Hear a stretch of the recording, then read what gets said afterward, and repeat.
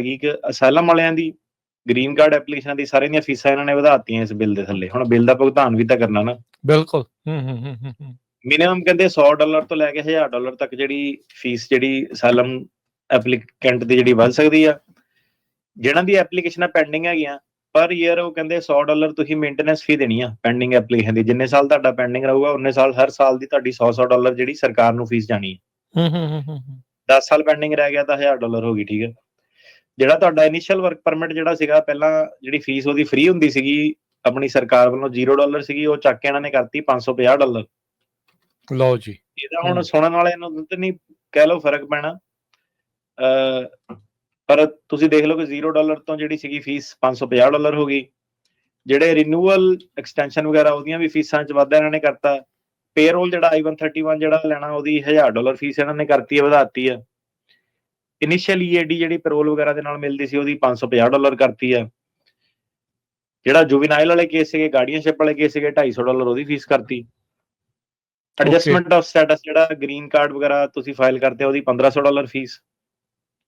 ਜੇ ਕੋਈ waiver ਵੂਵਰ 601A ਵਗੈਰਾ ਕਰਨਾ ਉਹਦੀ 1000 ਫੀਸ ਇਹਨਾਂ ਨੇ ਕਰਤੀ। ਤੇ ਤੁਸੀਂ ਦੇਖ ਲਓ ਸਾਰਾ ਵਾਧਾ ਕੀਤਾ। ਸਭ ਤੋਂ ਜ਼ਿਆਦਾ ਵਾਧਾ ਇਹਨਾਂ ਨੇ ਕੀਤਾ ਜਿਹੜੇ ਲੋਕੀ ਆਪਣੀ ਤਰੀਕ ਮਿਸ ਕਰਦੇ ਆ, ਠੀਕ ਆ। ਇਹ ਬੜੇ ਬੰਦੇ ਇਹਦੇ ਵਿੱਚ ਆਪਣੇ ਆ ਜਾਂਦੇ ਆ, ਪੰਜਾਬੀ, ਠੀਕ ਆ, ਤੇ ਹਰਿਆਣੇ ਵਾਲੇ ਵੀ ਕਾਫੀ ਆ ਜਾਂਦੇ ਆ, ਜਿਹੜੇ ਸੱਜਣ ਮਿੱਤਰ ਦੇ ਆਖੇ ਲਾ ਕੇ ਤਰੀਕਾਂ ਨਾਲ ਪੰਗੇ ਲੈਂਦੇ ਆ। ਕਦੀ ਮੈਡੀਕਲ ਸਰਟੀਫਿਕੇਟ ਜਮ੍ਹਾਂ ਕਰਾਉਂਦੇ ਆ ਉਧਰਲੇ ਪਾਸੇ ਨੂੰ, ਮਤਲਬ ਪੁੱਠੇ ਪਾਸੇ ਨੂੰ ਜਿਹੜੇ ਤੁਰਦੇ ਆ ਕਿ ਜੱਜ ਨਹੀਂ ਵਧੀਆ, ਮੈਂ ਤਰੀਕ ਨਹੀਂ ਜਾਣੀ, ਜਿਹੜਾ ਨਿਆਣਪੁੜਾ ਕਰਦੇ ਆ।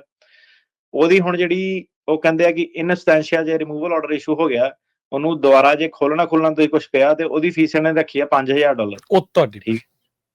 ਸੋ $5000 ਜਿਹੜਾ ਤੁਹਾਡਾ ਇਨ ਐਬਸਟੈਂਸ਼ੀਆ ਜਿਹੜਾ ਰਿਮੂਵਲ ਆਰਡਰ ਜਿਹੜਾ ਹੋ ਗਿਆ, ਉਹਦੀ ਫਾਈਲਿੰਗ ਦੀ $5000 ਫੀਸ। ਇਹ ਸਭ ਤੋਂ ਵੱਧ ਜਿਹੜੀ ਫੀਸ ਜਿਹੜੀ ਹੈਗੀ ਆ। ਉਹ ਪੁੱਠੇ ਪੰਗੇ ਨਾ ਲਓ। ਇਹ ਡਾਕਟਰੀ ਜਿਹੜੇ ਸਰਟੀਫਿਕੇਟ ਹੁੰਦੇ ਆ, ਇਹ ਸਭ ਜਿਹੜਾ ਉਹਨਾਂ ਨੇ ਉਹ ਰੋਜ਼ ਹੀ ਇਹ ਦੇਖਦੇ ਆ ਕਿ ਤਬੀਅਤ ਖਰਾਬ ਹੋ ਗਈ ਤਰੀਕ ਤੋਂ ਪਹਿਲਾਂ 15 ਦਿਨ 20 ਦਿਨ ਪਹਿਲਾਂ, ਤੇ ਤਰੀਕ ਤੇ ਬੰਦਾ ਜਿਹੜਾ ਪਹੁੰਚਦਾ ਨਹੀਂ। ਏਦਾਂ ਦੇ ਕਈ ਪਖੰਡ ਜਿਹੜੇ ਕਰਦੇ ਆ। ਤੇ ਕਈ ਵਾਰੀ ਆਪਣਾ ਵਕੀਲਾਂ ਦੇ ਫੋਨ ਕਰਨੇ ਬੰਦ ਕਰ ਦਿੰਦੇ ਆ। ਵਕੀਲ ਨੇ ਤਾਂ ਲੌਗ ਰੱਖਿਆ ਹੁੰਦਾ ਆਪਣੇ ਨਾਲ ਵੀ। ਕਈ ਵਾਰੀ ਏਦਾਂ ਹੁੰਦਾ ਕਿ ਵਕੀਲਾਂ ਦੇ ਫੋਨ ਚੱਕਣੇ ਛੱਡ ਦਿੰਦੇ ਆ ਕਿ ਪਤਾ ਨਹੀਂ ਤਰੀਕ ਕਿਤੇ ਗਾਇਬ ਹੀ ਹੋ ਜਾਣੀ ਆਟੋਮੈਟਿਕਲੀ ਜੇ ਵਕੀਲ ਨੇ ਚੇਂਜ ਨਾ ਕਰਾਇਆ ਹੋਇਆ। ਮੈਂ ਫੋਨ ਨਹੀਂ ਚੱਕਿਆ ਤਾਂ ਮੈਂ ਫੋਨ ਨਹੀਂ ਚੱਕਿਆ ਹਨਾ, ਏਦਾਂ ਦਾ। ਉਹ ਨਵੇਂ ਜਿੱਦਾਂ ਜਵਾਕ ਕਈ ਵਾਰੀ ਜਿੱਦਾਂ ਹੁਣ ਆਏ ਆ, ਤਾਂ ਇਹ ਸਿਸਟਮ ਦੇ ਵਿੱਚ ਕੋਈ ਹੁਣ ਰਹਿਮ ਨਹੀਂ ਹੈਗਾ ਇਸ ਵੇਲੇ। ਤੇ ਨਾ ਜੱਜ ਤਰੀਕ ਅੱਗੇ ਕਰ ਰਹੇ ਆ। ਜੇ ਨਹੀਂ ਬੰਦਾ ਪਹੁੰਚਿਆ ਤੇ ਡੀਪੋਟੇਸ਼ਨ ਜਿਹੜੀ ਲੱਗ ਰਹੀ ਆ। ਤੁਹਾਡਾ ਕੋਈ ਜੇ ਸੱਜਣ ਮਿੱਤਰ ਹੈਗਾ, ਕਿਸੇ ਨੂੰ ਪੁੱਠੀ ਸਲਾਹ ਕੋਈ ਦੇ ਰਿਹਾ, ਤੇ ਉਹਨੂੰ ਸਿੱਧੇ ਕਹੋ ਕਿ ਭਾਈ ਤਰੀਕ ਨਾ ਕਿਤੇ ਮਿਸ ਕਰੀ। ਤੇ ਇਹ $5000 ਫੀਸ ਦਾ ਉਹਦੇ ਵਿੱਚ ਵਾਧਾ ਹੁਣ ਹੋ ਜਾਣਾ।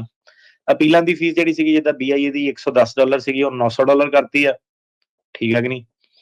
ਤੇ ਏਦਾਂ ਸਾਰੀਆਂ ਫੀਸਾਂ ਜਿਹੜੀਆਂ ਸੀਗੀਆਂ, ਮੋਸ਼ਨ ਟੂ ਰੀਓਪਨ ਦੀ ਜਿਹੜੀ ਸੀਗੀ, ਇਮੀਗ੍ਰੇਸ਼ਨ ਜੱਜ ਦਾ ਡਿਸੀਜਨ ਵਗੈਰਾ, BIA ਦਾ ਡਿਸੀਜਨ ਸੀਗਾ, ਉਹ $900 ਇਹਨਾਂ ਨੇ ਕਰਤੀ ਆ।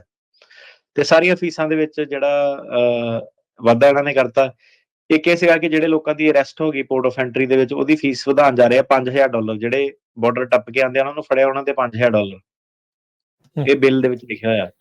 ਇਨਐਡਮਿਸਿਬਲ ਜਿਹੜੇ ਇੰਡੀਵਿਜੂਅਲ ਸੀਗੇ, ਜਿਨ੍ਹਾਂ ਨੂੰ ਪੋਰਟ ਆਫ ਐਂਟਰੀ ਦੇ ਗੱਭੇ ਜਿਹੜਾ ਬਾਰਡਰ ਪੈਂਦਾ ਉੱਤੇ ਅਰੈਸਟ ਕਰ ਲਿਆ, ਤੇ 5000। ਸੋ ਇਹ ਜਿਹੜੀਆਂ ਫੀਸਾਂ ਦੇ ਵਿੱਚ ਇਹ ਜਿਹੜਾ ਬਿੱਲ ਆ ਇਹਦਾ ਵਾਧਾ। ਤੇ ਇਹਦੇ ਵਿੱਚ ਹੁਣ ਉਹ ਕਹਿੰਦੇ ਆ ਕਿ ਕਾਫੀ ਤੁਹਾਡੇ ਇਕਨੋਮਿਕ ਤੇ ਹਿਊਮੈਨਿਟੇਰੀਅਨ ਕੰਸਰਨ ਜਿਹੜੇ ਆ ਜਾਂਦੇ ਆ। ਇੱਕ ਤਾਂ ਬੇਸਿਕਲੀ ਇਹ ਲੇਬਰ ਮਾਰਕੀਟ ਜਿਹੜਾ ਉਹਨੂੰ ਖਰਾਬ ਕਰਦਾ, ਕਿਉਂਕਿ ਦੇਖੋ ਏਦਾਂ ਦੀਆਂ ਫੀਸਾਂ ਕਈ ਲੋਕਾਂ ਕੋਲ ਨਹੀਂ ਵੀ ਜਿਹੜੀਆਂ ਦੇ ਹੁੰਦੀਆਂ। ਸਮਾਲ ਬਿਜ਼ਨੈਸਿਸ ਜਿਹੜੇ ਹੈਗੇ ਆ ਉਹਨਾਂ ਨੂੰ ਇਹ ਨੁਕਸਾਨ ਪਹੁੰਚਾਉਂਦਾ, ਕਿਉਂਕਿ ਤੁਸੀਂ ਲਾ ਲਓ ਕਿ ਜੇ ਕਿਸੇ ਨੇ 15-20 ਬੰਦਿਆਂ ਦਾ ਹੁਣ ਜਿਹੜਾ ਸਪਾਂਸਰ ਕਰਨਾ, ਸਾਰਿਆਂ ਦੀ ਤੁਸੀਂ ਫੀਸਾਂ ਵਧਾਤੀਆਂ, ਇਨਕਲੂਡਿੰਗ ਜਿਹੜੀਆਂ ਗ੍ਰੀਨ ਕਾਰਡ ਵਗੈਰਾ ਦੀਆਂ ਫੀਸਾਂ।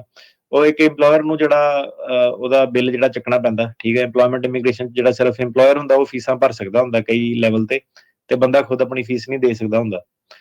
ਤੇ ਇਹ ਜਿਹੜਾ ਸੀਗਾ ਮੋਟੇ ਤੌਰ ਤੇ ਇਹ ਜਿਹੜਾ ਬਿੱਲ ਆ, ਹੁਣ ਜਦੋਂ ਪੈਸਾ ਇਹਨਾਂ ਕੋਲ ਆ ਗਿਆ, ਜਿੰਨੇ ਆਪਰੇਸ਼ਨ ਤੁਸੀਂ ਹੁਣ ਦੇਖ ਰਹੇ ਆ, ਉਹ ਤੁਸੀਂ ਲਾ ਲਓ ਕਿ ਜਦੋਂ ਪੈਸਾ ਇਹਨਾਂ ਕੋਲ ਆ ਗਿਆ, ਇਹਨਾਂ ਨੇ ਉਹ 10 ਗੁਣਾ 20 ਗੁਣਾ ਵਧਾ ਦੇਣੇ ਆ।